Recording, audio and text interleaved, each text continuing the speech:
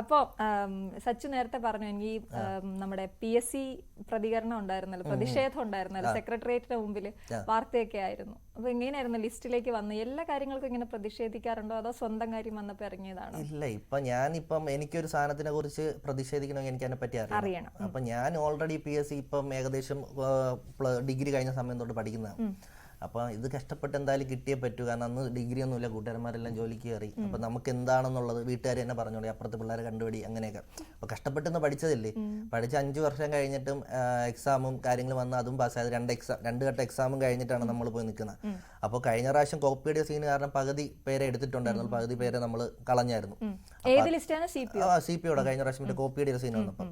അപ്പോൾ അത് ഓൾറെഡി കഴിഞ്ഞത്. അപ്പോൾ അത്രയും വേക്കൻസി കിടക്കില്ലേ. അപ്പം സക്കീർ സാർ എന്ന് പറഞ്ഞെന്ന് പറഞ്ഞാൽ ആ ലിസ്റ്റിൽ യോഗ്യതരായിട്ടുള്ളവർ മതി. അതുകൊണ്ടാണ് 2 ഘട്ട പരീക്ഷ വരുന്നത്. PSCയുടെ ചരിത്രത്തിൽ ആദ്യമായിട്ടാണ് 2 ഘട്ട പരീക്ഷ തന്നെ വരുന്നത് തന്നെ. അപ്പോൾ അത്ര വരുമ്പോൾ നമുക്ക് പ്രതീക്ഷയാണ്. അപ്പോൾ 13,000 പേരെ ലിസ്റ്റ് ഇടുന്നു. 13,000 പേരെ ലിസ്റ്റ് ഇടുമ്പോൾ 13,000 പേര് യോഗ്യതയുള്ളവരാണല്ലോ.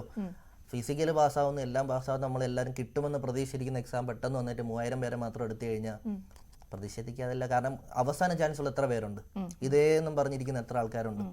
ഇപ്പൊ എല്ലാവരുടെ കയ്യിലും പണം ഉണ്ടെങ്കിൽ എല്ലാവരും പുറം നാട്ടിൽ പോകും, ഈ നാട്ടിൽ നമ്മളാരും നിൽക്കത്തില്ല. അതാണ് അവസ്ഥ. പിന്നെ എനിക്ക് അറിയാമെന്നുള്ളൊരു കാര്യം, അതായത് ഞാനും കൂടി ഇതിൽ ഇൻക്ലൂഡ് ആണല്ലോ.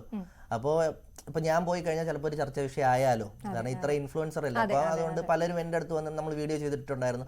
അപ്പൊ ഞാൻ പോയി കഴിഞ്ഞാൽ എന്തെങ്കിലും മാറ്റം വന്നാലോ എന്ന് പറയാം. പക്ഷെ അന്ന് ഒരുപാട് പേര് വന്നിട്ടുണ്ട്. അഖിൽമാരാറ്, നമ്മളെ PSCയുടെ തന്നെ മൻസൂർ അലി സാറ്, അങ്ങനെ ഒരുപാട് പേര് വന്ന് പറഞ്ഞിട്ടുണ്ട്. പറഞ്ഞതെല്ലാം പക്കയായിട്ടുള്ള കാര്യമാണ്. പക്ഷെ ഒരു ചർച്ചയ്ക്ക് പോലും വിളിക്കാൻ ആർക്കും തയ്യാറല്ലായിരുന്നു. പിന്നെ ഏതോ മന്ത്രിയുടെ അവിടെ പോയപ്പോൾ നിങ്ങൾ മീൻ വിൽക്കാൻ പോകുമെന്നാണ് പറഞ്ഞേക്കുന്നത്. അപ്പം അങ്ങനെയൊക്കെ പറഞ്ഞെടുത്ത് ഈ പുതിയ തലമുറകളാണ് ഇവർക്കെല്ലാം സപ്പോർട്ട് ചെയ്യേണ്ട ആൾക്കാർ. അപ്പം അവർക്ക് തന്നെ ഇത് കിട്ടുമ്പം പിന്നെ അത് ആരും അടുത്ത് പോകത്തില്ല. കാരണം ഇത്ര ദിവസം അവർ വന്ന് പട്ടിണിയും എല്ലാം ആയിട്ട് അവിടെ നിൽക്കായിരുന്നു, നിരാഹാരമായിട്ടും. ഒരു ചർച്ചയ്ക്ക് വിളിക്കായിരുന്നല്ലോ. പോരാത്തതിന് അടുത്തൊരു എക്സാമും വന്നു, അതിന്റെ ലിസ്റ്റ് വന്നു, വീണ്ടും അടുത്തൊരു എക്സാം നോട്ടിഫിക്കേഷൻ വന്നു. ഇപ്പൊ ഉള്ള ആൾക്കാരെ എടുക്കാതെ ചുമ്മാ എക്സാം മാത്രം ഇട്ടിട്ട് എന്താണ് കാര്യം? അതിന് എത്ര രൂപ ചെലവാകും? അപ്പൊ അവര് പറഞ്ഞ ഫണ്ടില്ല എന്നാണ്. ബസ് ഇറക്കാനും മറ്റു കാര്യങ്ങൾക്കും പൈസ ഉണ്ട്.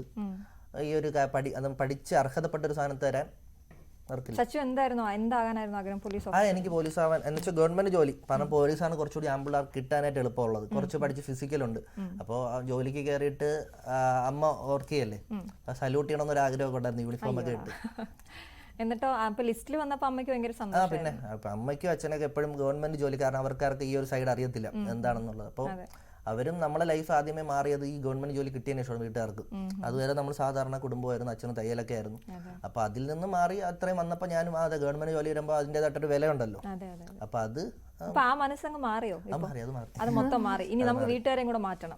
അമ്മ സിൽവർ ബട്ടണും കൂടെ കൊണ്ട് ചെന്നപ്പോഴത്തേക്കിനും ഇവിടെ അമ്മ ചോദിച്ച സിൽവർ ബട്ടൺ കൊണ്ട് ഇത് കൊടുത്ത് എത്ര രൂപ കിട്ടണം എന്നാണ് ചെയ്യുന്നത്. ഗോൾഡ് കൊണ്ടുവരുമ്പോൾ എത്ര രൂപ കിട്ടുമെന്നായിരിക്കും ചോദിക്കണം. കുറച്ച് കൂടുതൽ